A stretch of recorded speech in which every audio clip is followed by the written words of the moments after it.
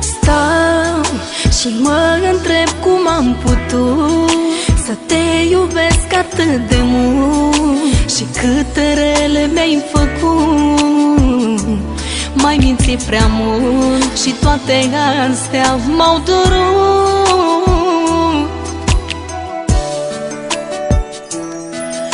Și azi regret ziua când te-am văzut și clipa când te-am cunoscut și când ți-am dat primul sărut. Îmi doresc doar atât de ochii tăi să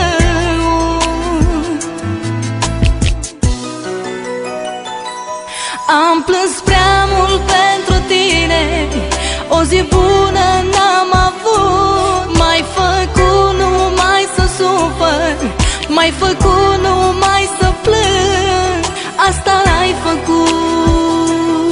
Am plâns prea mult pentru tine, o zi bună n-am avut. M-ai făcut numai să sufăr, m-ai făcut numai să plâng, asta ai făcut.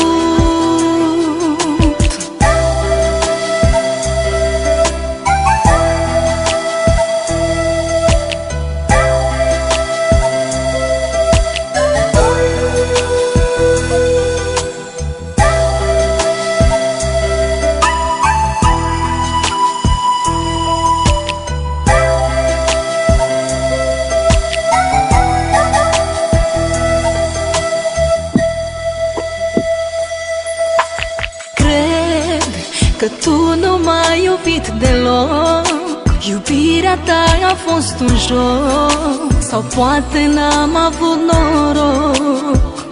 Dar timpul să-l întorc, orice aș face, nu mai pot.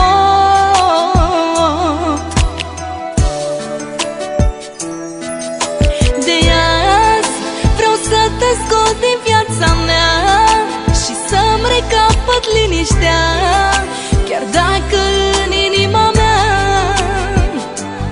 amintirea ta mereu o voi păstra.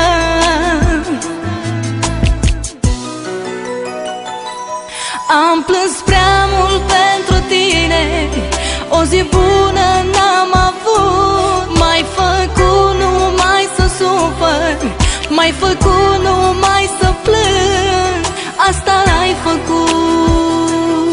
Am plâns prea mult pentru tine, o zi bună